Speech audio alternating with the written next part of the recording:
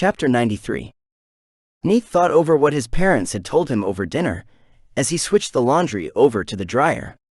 Donovan, that was the name of their old boss, had somehow gotten in good with a powerful company the next city over.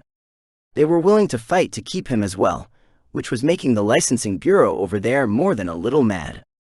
The company's permits to go on expeditions had already begun to be revoked, and yet they still refused to hand him over. That wasn't a good sign. No company would normally go against the licensing bureau, let alone for some measly new employee. The licensing bureau was what allowed the companies to operate outside the city walls and then sell their goods at the various processing facilities. Without their permits, it was possible to still leave the city, and you could even hunt if you wanted to risk getting in trouble. What you would not be able to do is sell any of the beast's bodies to processing facilities afterward. Yet despite knowing all of that already, Donovan's new company was risking everything for him. Which could only mean that they believed he held the key to some knowledge they needed. What that could be though, he had no idea. Neith had never met the man, and couldn't say what he was like in any way. Was he smart, tenacious, and capable of picking up on small random details? He had no clue. All he could confidently say was that whatever information he was giving them had nothing to do with him. At least not directly. It might have something to do with the dungeon, but not him specifically. Pushing those thoughts from his mind, he finished up with the laundry. His parents were waiting for him in the living room when he came out. "Neith, can you sit down for a few minutes and join us?" His mom called out. "We want to talk with you about our plans for tomorrow, but also find out how everything went while we were gone." He grinned and tapped his chest. "I upgraded my core already. It happened pretty quickly with the items from the box that you gave me. It's a bronze core now, still low quality obviously, but it's a step in the right direction." He had started out as a copper core, of low quality. "Other than that, I got my first 3 energy skills and have just been working on my meditation arts. It was pretty boring here." They spent a few minutes going over the 3 skills he had selected or been given, before moving on. "Alright, now tomorrow we plan on picking you up after school," his father began. "For some shopping. We need to get your new kukris and some bolts for the crossbow, along with any other updated equipment we can afford," Nina said. "That sounds good to me. I take it we're leaving super early on Saturday again?" His parents nodded. "We have a slightly different location from before in mind, as we want to stay away from other cultivators." They spent a few more minutes planning everything out for the weekend expedition before calling it a night. His parents were tired and needed their rest, and Nate wanted to get some more work done on the dungeons. "Did you listen to any of that?" he asked Aura, deliberately sending a message to her.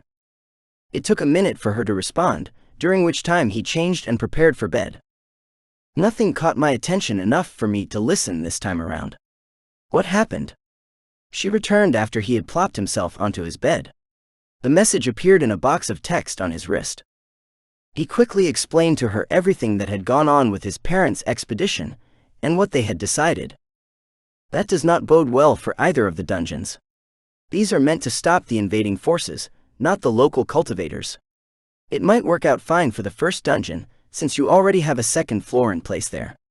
However, changing the traps to fit the cultivators more than the Blighted Elves would be a foolish move. He felt himself nodding, even though she couldn't see him. "On that, we can agree. Unless the traps are just completely overpowered, then they don't work nearly as well against the cultivators. That said, we might actually have less of a problem with them in the second dungeon. The Blighted Elves are more intelligent than the beasts from the first dungeon, no offense. They talk and work together, something that the beasts never did. It's fine. I already explained that my race ruled for a reason, and it's the one you just mentioned. They do gain intelligence later on, but not until the 3rd stage of cultivation at the earliest. Or as you know them, the 8th, 9th, and 10th realms." It was something that she had mentioned to him before, but he had forgotten. "Either way, we need to get rid of those cultivators in the first dungeon if you are going to attempt what we talked about before. Which dungeon are you going to concentrate on tonight?" He thought for a moment. "The second dungeon still. I'm going to make a couple more adjustments to the traps in the first dungeon first though. I want to create a spot where going past it would cost them too much. After I do that, I'll start fixing the traps in the second dungeon, and then hop inside. Send me any notes you made on the performance of the traps or the Blighted Elves, please.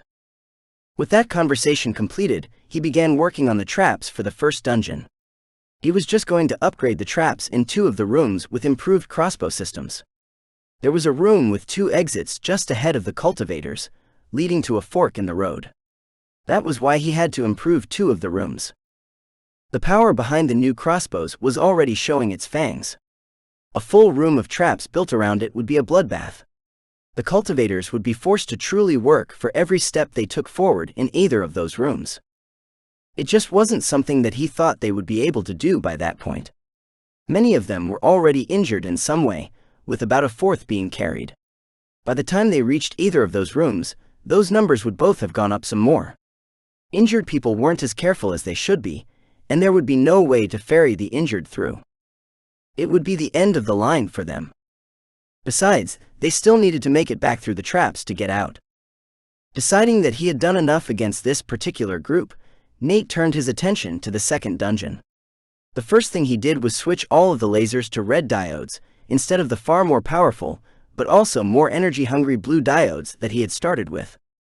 He had swapped a few of them out the night before, but had mostly shut down a lot of the traps instead. With that completed, he also set the lasers to pulse. Instead of drawing energy constantly for their beams, now they only had to do it when they pulsed. It was still a lot and didn't make a huge difference, but every little bit helped when you were dealing with such expensive items. It was an easy optimization, nothing more. As he went through the traps, he made his way through his notes and auras. There were a few easy placement issues that he could solve right then. The main problem seemed to stem from the fact he had been forced to disable most of the traps before. The energy expenditure had been too high to maintain them all. The variety of traps wasn't quite enough either. Blighted elves were smart and tended to work together more often than not. They had even figured out a method to send messages sometime during the night. Now there was a large board in the portal room filled with information about the traps. Aura had wanted to get Nate's opinion on the matter before she did anything to the board. He would let it stay in place for now. In the future, he might change his mind. However, being able to see what they thought of each of the traps was valuable information in and of itself. Not that he would be able to read their language, but he was confident that the dungeon core would be able to. It just needed to reach level 2, and maybe do a specialized research project on the subject was all. One of those, or possibly even both in the worst-case scenario. He had never started the dungeon core to researching anything the night before. Part of that was because he had gotten distracted, but a much larger part was simply because of the energy expenditure the traps were accruing. It was a bit of an oxymoron. He needed to research them to bring the costs down, and yet he was leery of spending more energy than he needed to in the beginning. Nate had always been a big proponent of saving money, and apparently, that carried over to how he worked with the dungeon. Glancing at the resource counter for energy, he saw the 2 resource counters that he had noted before. It was the same for every resource. They each now had a local counter and a global pool counter. All current dungeons contributed a percentage of their resources into the global pool, so he could use it for something. He hadn't looked into the changes enough to know what he could and couldn't use the global pool for yet. All he did know was that all the resources for a dungeon core's level up needed to come from the local resource counter. He couldn't just quickly upgrade them all in a rush like that. After looking into it for a few minutes, he had a slightly better understanding of what was going on.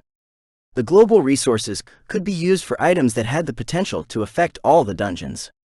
That meant that all research projects could be funded through the global pool. There was something more, but it remained just out of his reach, as though he hadn't unlocked it yet. He would get there in time, but not yet. In the meantime, he set the dungeon core to researching the Blighted Elves language, both spoken and written.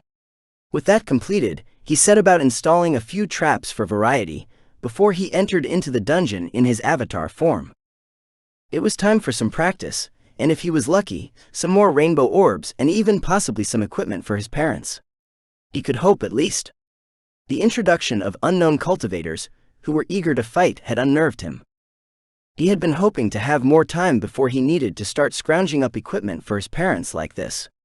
Nate doubted he would last long against the Blighted Elves. Then again, he didn't really need to last a long time against them. Just long enough to get an item for each parent. Either way, he hadn't even tried fighting the elves at all. There was no saying how it would go, normally. Thankfully, this was exactly why he had saved his remaining few beast cores. He knew he would need them for long-range attacks against the more powerful Blight Elves in the second dungeon. They had a higher chance of dropping equipment or enchanted items than the beasts did. At least, that was the hope. The reports he had read said they carried those items, and he could obviously see them carrying equipment. Whether or not that meant the system that controlled his drops would give him those items, though, was another story.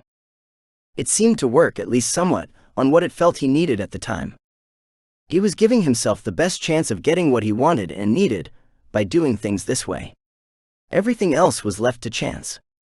Settling into bed, Nate went back to the beginning menu and selected Avatar, followed by Dawn Avatar. His eyes closed and he was taken inside the dungeon.